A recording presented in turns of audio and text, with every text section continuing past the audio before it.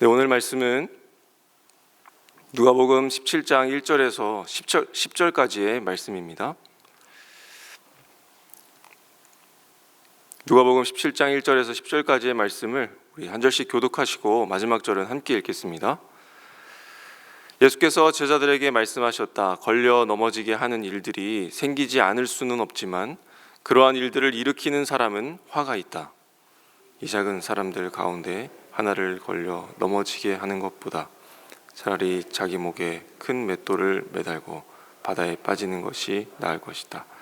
너희는 스스로 조심하여라. 믿음의 형제가 죄를 짓거든 꾸짖고 회개하거든 용서하여 주어라. 그가 내게 하루에 7번 죄를 짓고 7번 내게 돌아와서 회개하오 하면 너는 용서해 주어야 한다.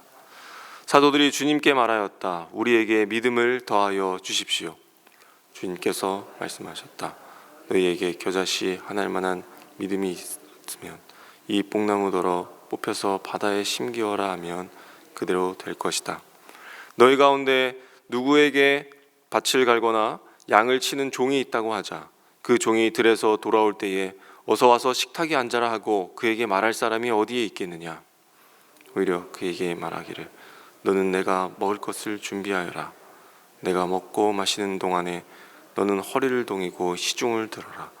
그런 다음에야 먹고 마셔라 하지 않겠느냐.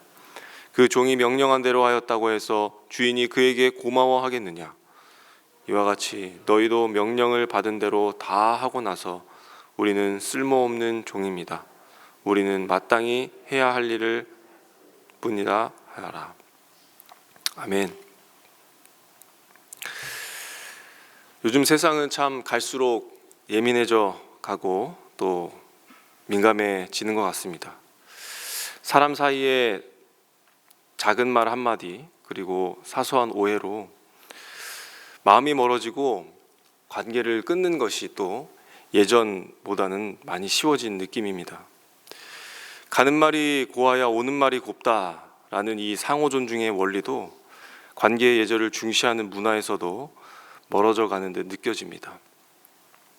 이제는 고운 말보다는 솔직한 표현을 중시하고 또 예쁘게 말한다라고 하는 건 곧 속마음을 숨기는 것처럼 역효과가 나타나고 또 이제 가는 말이 고와도 오는 말은 안 온다라고 하는 이 참 살벌한 현실을 서로 적응해 나가는 것 같습니다. 물론 교회도 예외는 아닌 듯합니다.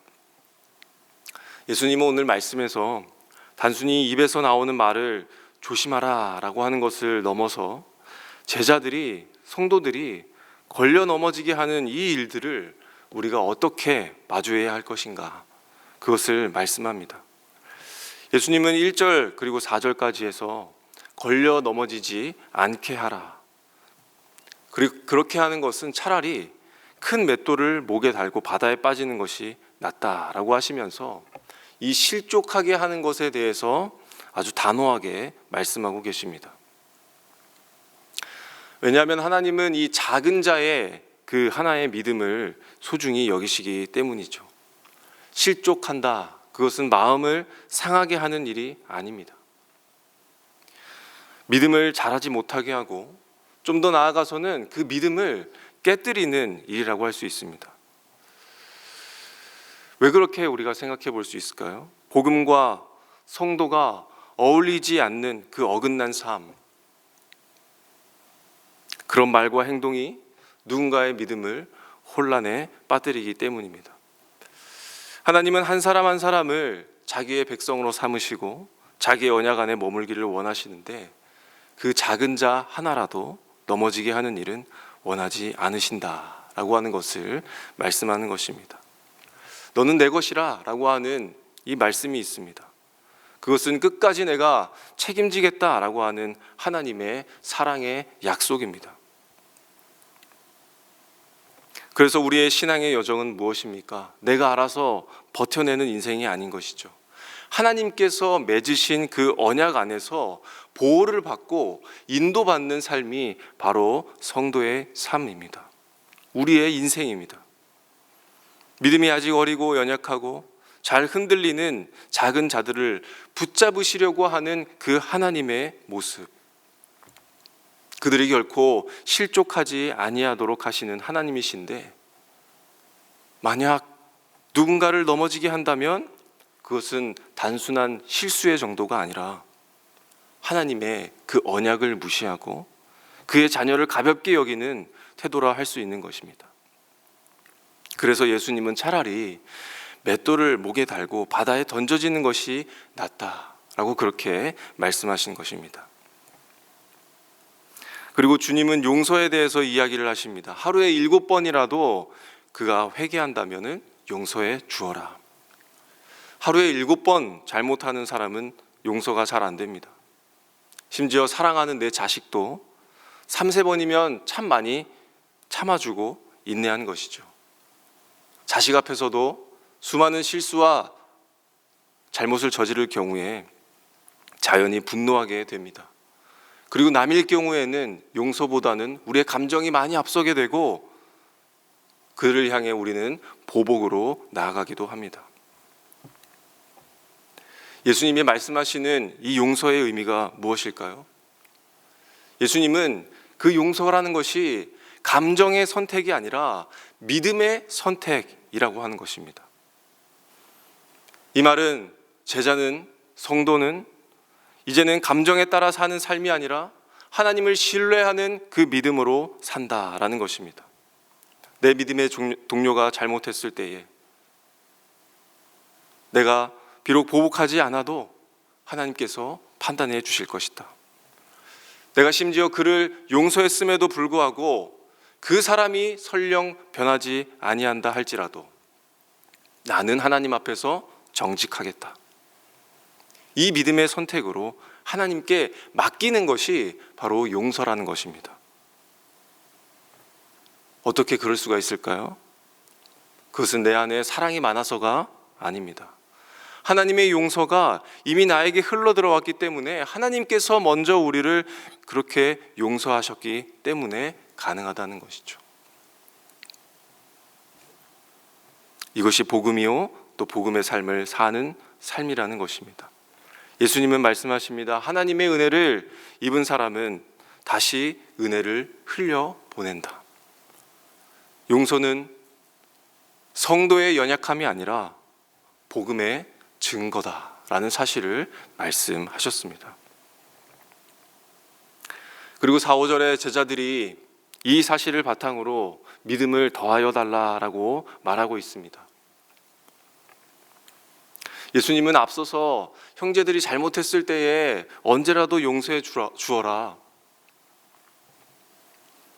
그리고 실족하는 이 일들을 멈추어라. 굉장히 쉽게 말씀하시는 것 같고 제자들은 아무래도 그 일이 굉장히 버거울 것 같은 짐작이 되었나 봅니다.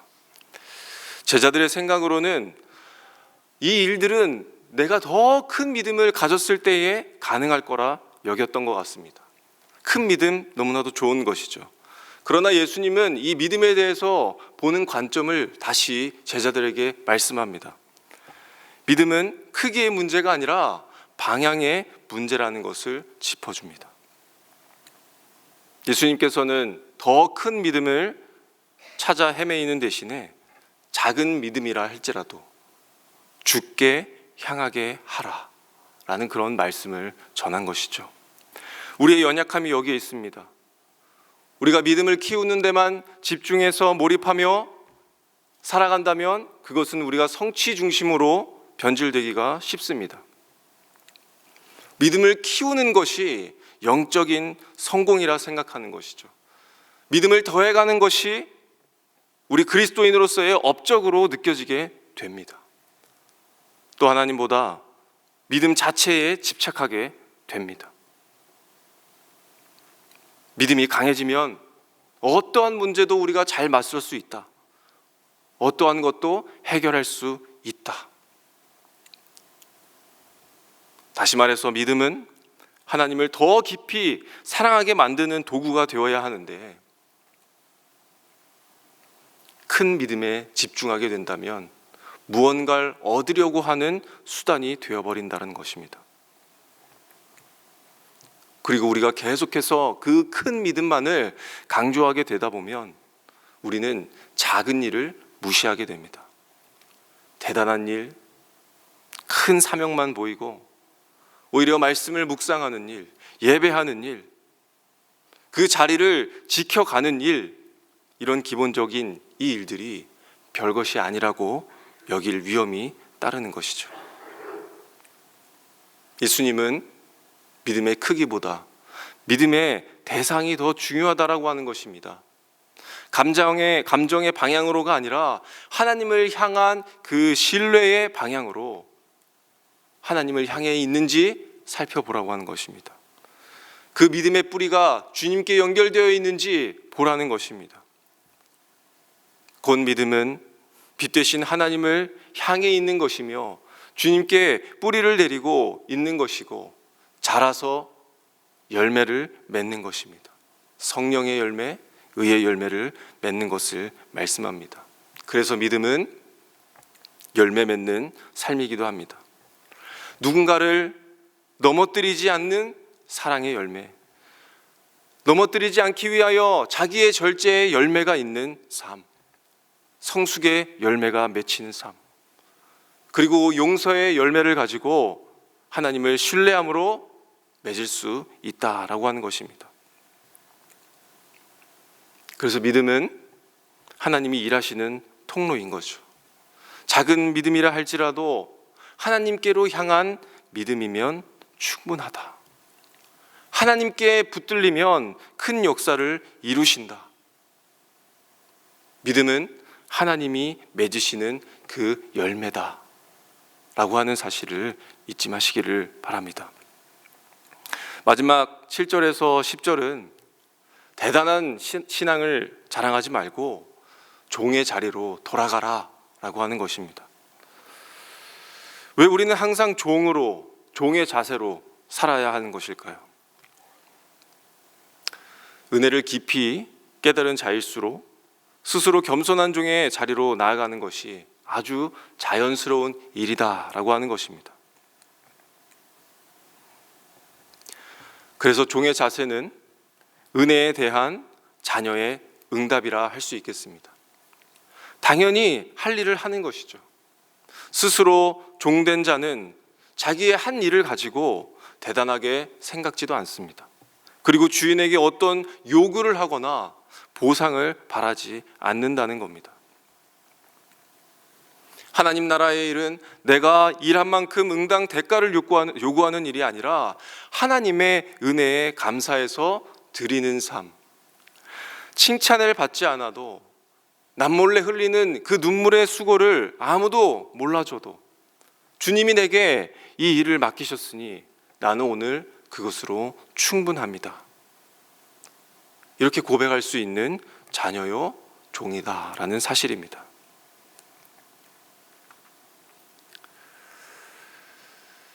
말씀을 맺겠습니다. 믿음을 지키며 사는 이유는 무엇일까요? 그것은 복받기 위함이 아니라 이미 우리를 은혜 가운데 부르셨기 때문에 우리가 그 믿음을 지키며 살고 싶은 것입니다. 그 믿음은 작은 자를 넘어지지 않도록 나를 계속해서 유의시키고, 그 믿음은 우리가 하나님께 바라고 있기 때문에, 향해 있기 때문에 용서를 생각나게 하는 것이며, 그 믿음은 하나님이 이루시기에, 감당하시기에 큰 역사를 이루는 것이고, 믿음은 자랑치 아니하고 숨은 섬김의 삶으로 나타나게 된다라는 것입니다. 오늘 우리에게 주신 이 말씀을 가지고 믿음의 삶, 성도의 삶, 은혜의 삶, 복음의 삶, 열매를 맺는 삶으로 오늘 우리에게 주어진 이 하루를 굳건히 살아가시는 우리 성도님들이 되시기를 간절히 소망합니다. 우리 말씀을 기억하며 기도하시고 또 내일 주일 예배를 위해서 기도해 주시겠습니다. 내일 1부는 우리 이창림 목사님, 그리고 2, 3, 4부 우리 신재구 목사님께서 말씀을 전해 주십니다. 복음의 담대함을 가지고 전하는 이 말씀이 하나님의 귀한 말씀으로 받는 자리가 되게 하여 주시고, 또 하나님 나라와 백성으로 이 땅의 삶을 살아갈 소망을 품고 또 복음 위에서 우리가 든든히 세워져 가는 은혜샘물교회와 우리 성도가 되도록 기도해 주시기를 부탁드리겠습니다. 또 예배 순서 중에 은혜 나눔이 있습니다. 준비하는 우리 고차원 목자에게도 하나님께 받은 그 헤아리지 못했던 은혜를 돌아보게 하시고 또 이에게 주신 감사와 감동이 이 자리에서 잘 전해지고 예배 안에서 크신 하나님을 모두가 바라보게 되는 그런 시간이 되도록 함께 기도해 주시겠습니다. 또한 교회 일정을 위해서 기도해 주시기를 바랍니다. 목자 추진위원회가 이번 주일에 있습니다. 또 목자로 세워지는 이 시간, 또 사명자의 그 부르신 감동이 배가 되게 하여 주시고 그들이 생명을 흘려보내는 목자, 기도로 헌신하는 목자로 하나님의 이 강건하심으로 평강이 넘치는 목자로서 복을 받는 시간이 될 수 있도록 함께 기도해 주시겠습니다. 또 오늘 목자 수련회가 어제로 이어져 계속 진행됩니다. 그리고 오늘은 모든 목자가 확신의 삶을 배우게 됩니다. 이 시간을 통해서 목자와 목원이 더 확신에 찬 발걸음으로 하나님을 믿으며 살게 하여 주시고 하나님의 관계, 목자와 목원의 관계가 더욱 돈독해지며 그 신앙의 기본기가 이제는 하나의 습관이 되어서 경건의 삶을 이루어가는 그 날이 될 수 있도록 이 시간을 하나님 주관하여 주시옵소서라고 우리 함께 기도해 주신 후에는 우리 함께 각자 가지고 나오신 기도 제목을 가지고 하나님께 올려드리도록 하겠습니다. 함께 기도하겠습니다.